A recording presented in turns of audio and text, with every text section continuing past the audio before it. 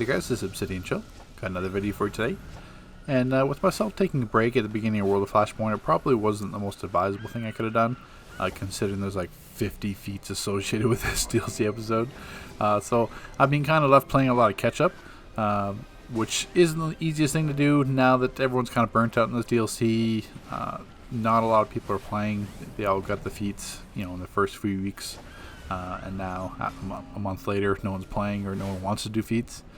But I did find a league here, a Federation, and there's some other friends as well. So Federation of Friends, we're going for the Superior Showdown feat. So for me, because I haven't done any of the feats, you also will grant the because it's a hidden feat. So if you haven't got the feat already, if you're just like me and didn't go for feats or didn't play or we're living in your own little personal bubble for the past month and don't have the feats, it's going to be starting off with a simple Superior Showdown, then there's a standard Superior Showdown, and then there's just a Superior Showdown. So with that being said, you can get all feats in the same video, like you'll see here at the end. So with the Superior Showdown, all it is you have to engage the first 3 rogues within 10 seconds, and then you have to kill, depending on what feat you're going for, like say if you want to finish the elite all at once, like I did here for 3 feats in one video, then you would have to kill 5 rogues in one video. So if you want like the simple one, it's 3, standard is 4, and the superior is 5. So that's how you get the feats. So in terms of strategy, that I've seen this done a few different ways. I was just kind of researching it after we did it, just to see like when people did it. This seems like it was all like a few weeks ago. I mean, you could 2 tank it, you could 3 tank it. You see at the end here we 4 tanked it. I switched to tank at the end. I mean, the premise is just that the main issue is that when 2 rogues are beside each other, they get a defense buff, similar to like how in Clock Tower Elite, the first bosses were defense buffed, and then you had to separate them when they're enraged, and you had to separate them there. So that's, no, they weren't enraged, they're just normally defense buffed. So, I mean, it's the same premise. So if they stand right beside it, you're going to be doing massive less damage, which isn't ideal. So when you have multiple tanks to separate the rogues, it just makes it that much easier. Because you can have some rogues that jump in or teleport, like Top or a Trickster, which are a little bit... I just said the same rogue. But yeah, so you have different ones, like Mirror Master can teleport to one of his mirrors. Like you have situations that are a little bit RNG, and you get to take out the RNG by running multiple tanks. So now we have a tank for the 3 rogues, and then we'll have myself. When I switch at the end, I take 2 rogues, or did I take 1? I can't remember. Either way, like you're just having one group take a rogue. So right now, between the feat is just getting the rogues down. So I think it's Trickster is the lowest health. Yeah, I think that's what they told me. Yeah, so Trickster the lowest health pool out of the other ones. So all you're doing is bringing them down to pretty much an orbital strike in terms of damage. Because you're gonna have, as a tank, you're gonna be able to take the ad itself, because you're gonna be left one DPS in the end. Same thing. Some of the healers can switch, because you don't need 2 healers at the end, so they can switch to a DPS as well to help out. So that's all it is. The simplest way to approach the feat is by doing it like this. Like I said before, you can do it with like 2 tanks, 3 tanks, doesn't matter. But the simplest approach would be having multiple tanks like this. You pretty much guarantee yourself the feat, because there's really no way we can fail unless we just die or something happens, or we get caught up by one-shots or something like that and have some deaths. Captain Boomerang is very easy to avoid his mechanics. You've got the red ring, which will symbolize where his boomerang attack is coming from.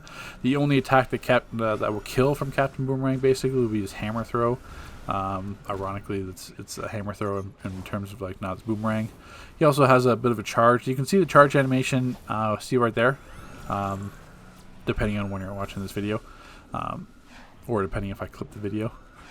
But you'll basically see these red lines on the ground, and that's where he's charging. So if you have your effects turned up, that's very easily to determine.